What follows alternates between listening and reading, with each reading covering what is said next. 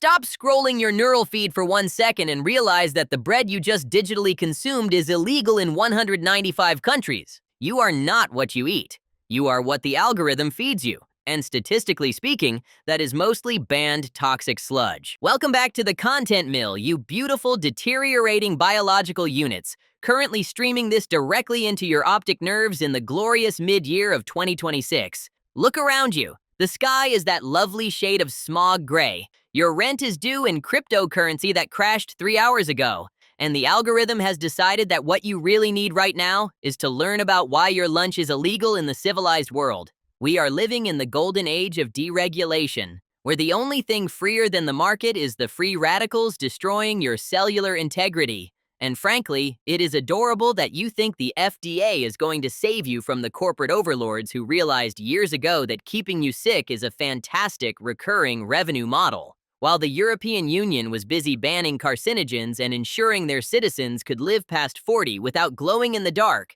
the United States of America doubled down on the idea that profit margins are more important than your pancreas. Today, we are diving deep into 5 specific food additives that are banned literally everywhere else on this dying planet except here, in the land of the free and the home of the chronic inflammation. But before we get into the chemical warfare waging in your gut, remember to smash that like button until your haptic feedback gloves short circuit. Because if you don't engage, the artificial intelligence running this platform will bury us both in the digital void alongside the metaverse and your privacy rights. Let us begin our culinary descent with ractopamine, a chemical that sounds like a rejected transformer, but is actually a beta-agonist drug that makes pigs grow muscle at a terrifyingly unnatural rate, much like how the tech sector grew in the early 20s before the Great Collapse. Ractopamine is fed to an estimated 60 to 80% of American pigs because, in this country, we believe that an animal's sole purpose is to become a profit vector as quickly as possible,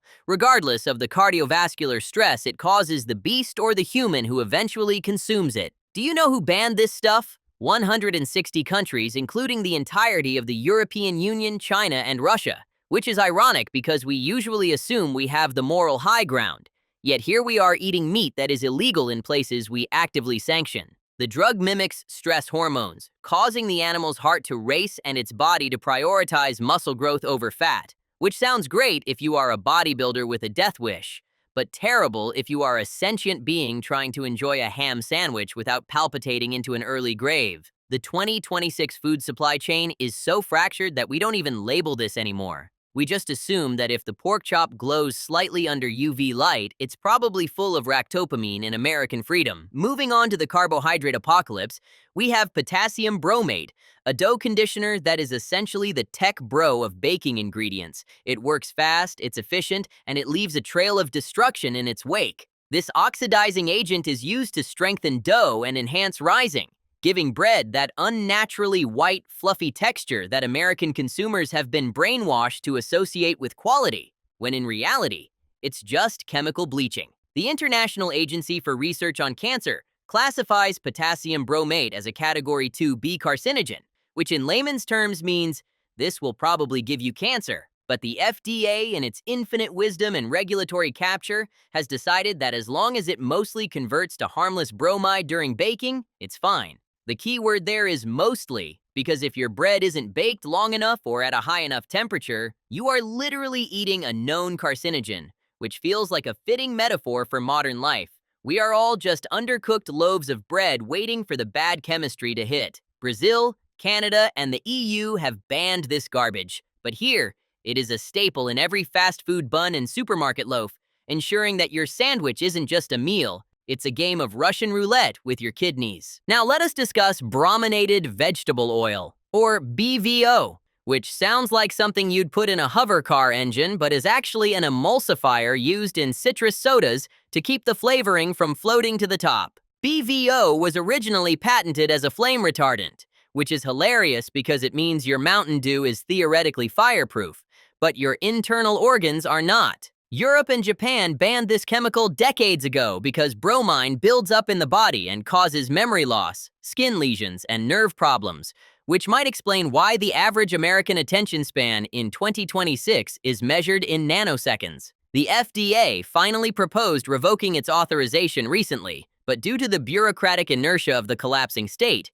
it's still on shelves, labeled under natural and artificial flavors, or just ignored entirely. Drinking BVO is essentially bioaccumulating toxicity to the point where you become a walking hazardous waste site. But hey, at least the soda has a consistent mouthfeel, which is clearly the most important metric for a society that has given up on water. Every time you chug that neon yellow gamer juice, you are drinking a chemical cousin to the stuff they spray on forest fires, which is poetic because your brain is also slowly burning down. If you thought drinking fire retardant was bad, wait until you hear about azotic carbonamide, or ADA, the chemical that puts the yoga in yoga mat, and also the soft in your hamburger bun. This industrial chemical is used to make foamed plastics for shoe soles and exercise mats, but in the United States, it is also used to bleach flour and condition dough, because apparently, chewing on a sneaker is the texture we are striving for. The World Health Organization has linked ADA to respiratory issues, asthma, and skin sensitization.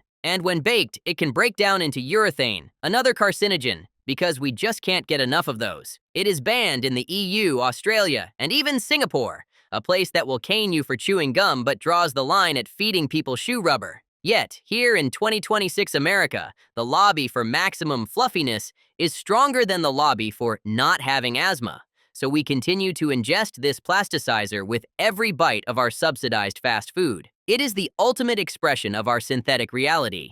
We are literally eating the building blocks of our own artificial environment, merging man and microplastic into one harmonious, sickly entity. Let's talk about synthetic food dyes, specifically Red 40, Yellow 5, and Yellow 6, the unholy trinity of petroleum-based aesthetics that make your food look like it was harvested from a radioactive coral reef. These dyes are derived from petroleum, yes, the same stuff that fueled the climate wars, and are contaminated with benzidine and other carcinogens that the FDA says are at safe levels, which is 2026 speak for we don't care. In Europe, products with these dyes must carry a warning label stating they may have an adverse effect on activity and attention in children, which is basically admitting it turns your kids into hyperactive gremlins. Here, we put it in everything from cereal to cough syrup, ensuring that the population is both overstimulated and chemically sedated simultaneously. The irony is palpable. We drug our children to focus in schools designed by algorithms,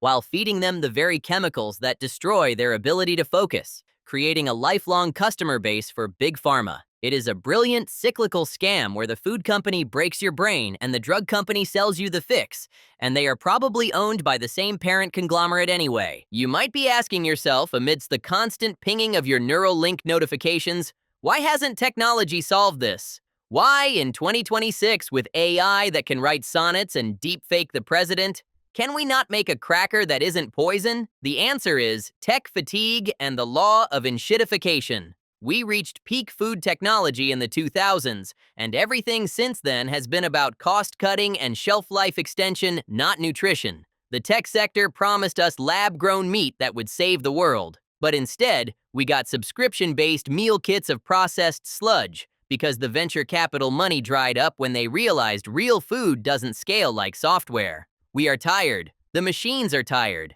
and the innovation has stopped being about making life better and started being about making extraction more efficient. The algorithm doesn't want you to be healthy. Healthy people are unpredictable. Sick, tired, addicted people are consistent consumers. The stagnation of food safety is a feature, not a bug, of our late-stage techno-feudalism. Let's circle back to the poultry industry, specifically regarding chlorine-washed chicken. While not an additive in the traditional sense, it is a process banned in the EU that defines American agriculture. Because we raise chickens in conditions that can only be described as biological horror movies, crammed together in their own filth, the carcasses are riddled with pathogens like Salmonella and Campylobacter. Instead of cleaning up the farms, which would cost money, American producers just dunk the slaughtered birds in a chlorine bath to kill the surface bacteria. It is the culinary equivalent of not showering for a month and then just spraying yourself with Axe body spray before a date. The EU calls this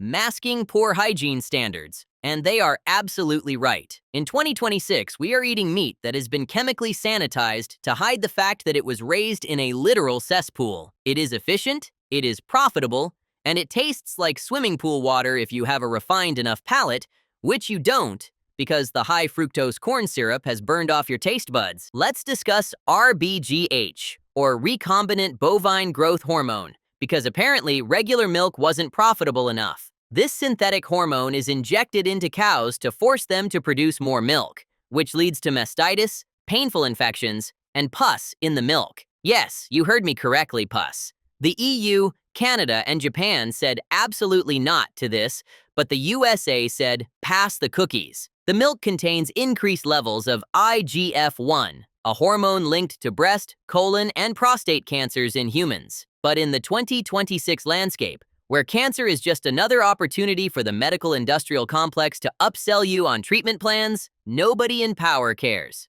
We are drinking the secretions of stressed, infected, hormone-pumped animals and wondering why our own hormonal balances are completely out of whack. It is a testament to the power of marketing that we still see milk as wholesome, rather than a cocktail of inflammatory agents designed to accelerate growth at any cost. We cannot forget titanium dioxide, the additive that makes your salad dressing and candies impossibly white and bright. The EU banned it as a food additive back in 2022 because it is a genotoxin, meaning it damages your DNA. But here in the US in 2026, we are still eating it by the shovelful because God forbid our ranch dressing looks slightly off-white. Nanoparticles of titanium dioxide accumulate in the body, potentially causing organ damage and immune system disruption. It is literally the stuff used in paint and sunscreen, and we are ingesting it because aesthetics matter more than genetics. The algorithm of our food system prioritizes the Instagrammability of food, even though Instagram is now a graveyard of bots, over the safety of the product. We are painting our insides with industrial pigments to maintain the illusion of purity in a food supply that is anything but pure. Let's zoom out and look at the Olestra debacle, which, while older, is the spiritual ancestor of our current nightmare, the fake fat that caused anal leakage. Yes, that was the warning label, is the perfect encapsulation of the American ethos. We want the indulgence without the consequence, even if the solution is worse than the problem. In 2026, we have new versions of this. Synthetic fat substitutes and sugar alcohols that our microbiomes cannot process, turning our guts into fermentation tanks of distress. It is all a simulation of food. We are not eating nutrients. We are eating sensory data packets designed to trick our brains into releasing dopamine while our bodies starve for actual sustenance. The rest of the world looks at our food labels and sees a chemistry experiment. We see dinner. This cognitive dissonance is what keeps the system running, fueled by the gaslighting of a regulatory system that hasn't had teeth since the turn of the century. So here is the final realization, the pill you have to swallow without water, because the water is full of FAS. The entire food system is a simulation of a scam. It is not just that these foods are dangerous. It is that they are designed to be addictive, degrading agents that keep you in a state of low-level chronic illness, compliant enough to keep working but too sick to revolt. The villain isn't just the chemical. It is the algorithm of profit that optimizes for engagement and consumption over survival. You are living in a biological experiment where the control group is Europe, and you are the lab rat being fed glowing pellets. Everything you eat is a microtransaction against your lifespan. The ban lists of other countries are the patch notes for a stable build of humanity, while we are running on a corrupted beta version full of bugs and glitches. The simulation is broken, and you are eating the error codes. If you have made it this far without your neural link crashing from the sheer weight of the cynicism, congratulations. You are resilient, or perhaps just numb. We have toured the pantry of poisons that the rest of the world was smart enough to incinerate, and we have realized that the American dream is now just a hallucination induced by synthetic dyes and brominated vegetable oil. Don't forget to like, subscribe, and ring the bell, because if you don't, the algorithm will assume you have died from potassium bromate poisoning and stop serving you ads for survival bunkers. I have been your host in this dystopian hellscape, reminding you that in 2026, the only safe food is probably the moss growing on the north side of a tree, and even that is probably owned by a hedge fund. Eat fresh or don't eat at all. End simulation.